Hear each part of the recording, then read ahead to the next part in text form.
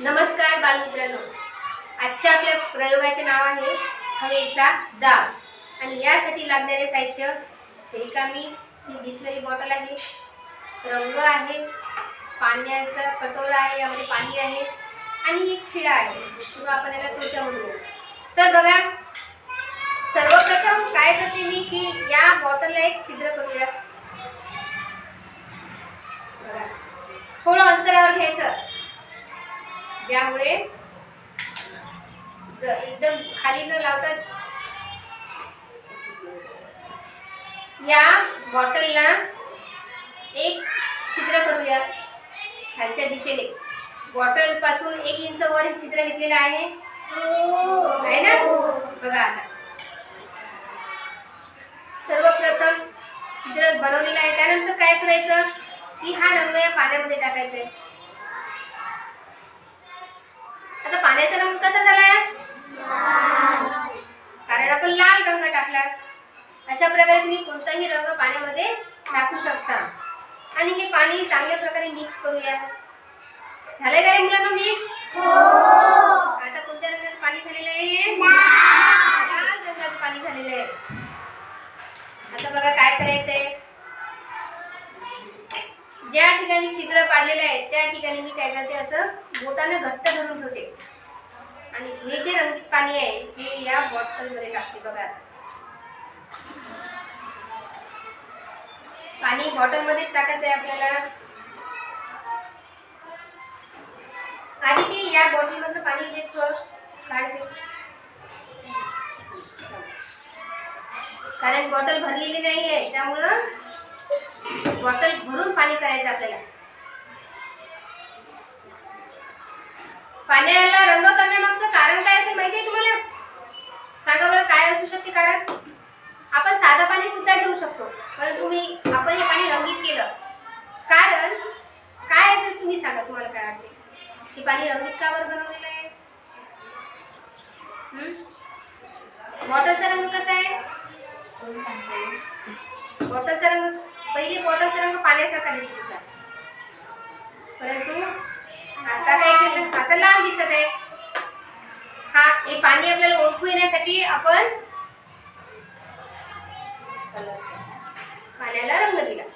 बघा, आता या बॉटलला जिथे छिद्र आहे त्या ठिकाणी मी काय केलंय, धरून ठेवलंय, त्यामुळे पाणी गळत आहे का? नाही. म्हणजे मी बोट लावलेलं आहे म्हणून पाणी गळत नाहीये.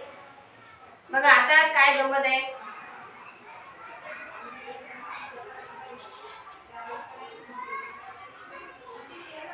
आता सुद्धा पाणी गळत नाहीये. बघा, गळतंय का पाणी? नाही. बॉटलला छिद्र आहे परंतु पाणी गळतंय का? नाही. पाणी गळत नाही. काय कारण असेल? आहे ना जादू? हो. पाणी गळत नाहीये. मग आता हे पाणी गळावं यासाठी मी एक छोटंसं काम करते. बघा काय करते. आता हे झाकण आहे ना, थोडं ढिल्लं करते, थोडं ढिल्लं. बघा आता, थोड्याच्या अगोदर नाही गेलं, काही हरकत नाही. पाणी कुठे गेलं? गळालं. पाणी काय झालं?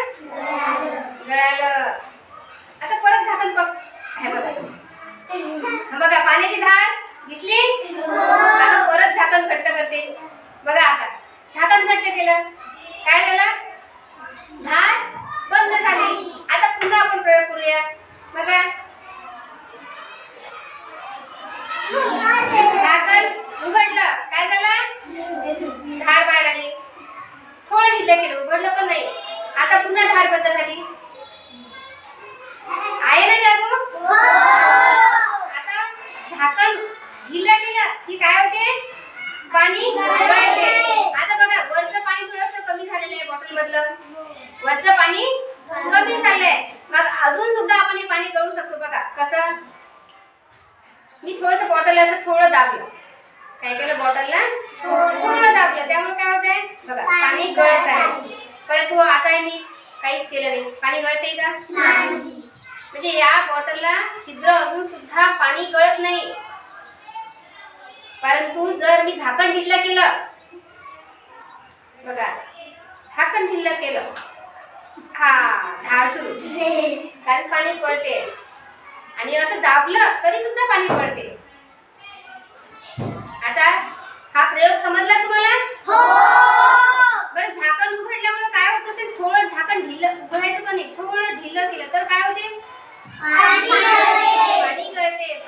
गळण्याचं कारण माहिती आहे तुम्हाला?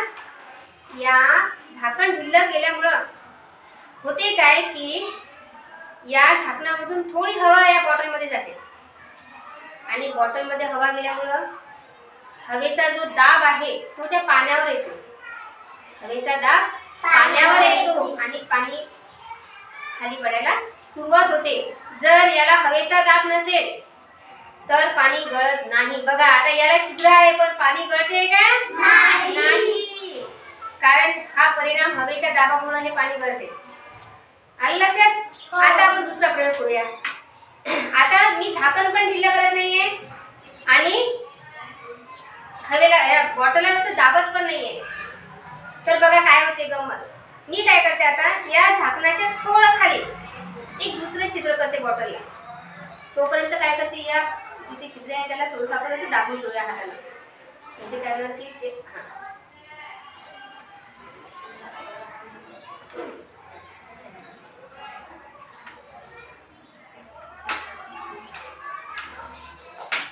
आता बघा.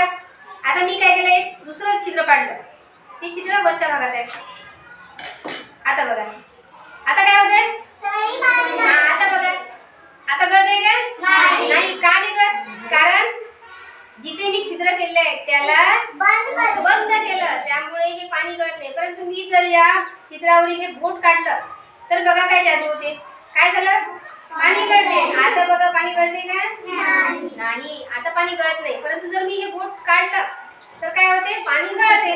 आणि बोट लावलं तर पाणी गळत नाही. कारण बोट काढल्यामुळे काय होते की या छिद्रामधून हवा बॉटलमध्ये जाते आणि त्यामुळे त्या पाण्यावर दाब येतो आणि दाब आले की पाणी गळायला सुरुवात होते. बघा आता गळते का? नाही. अशा प्रकारे हा आपला आजचा प्रयोग होता हवेचा दाब. हा हवेचा दाब गुरुत्वीय बलामुळे येतो. तर आपण वर्ग दुसरीतील विद्यार्थी आहोत त्यामुळे काय की तुम्हाला विज्ञानामध्ये एकूण शिकायला मिळेलच. परंतु हा जो प्रयोग आहे हा प्रयोग करताना गंमत वाटते ना?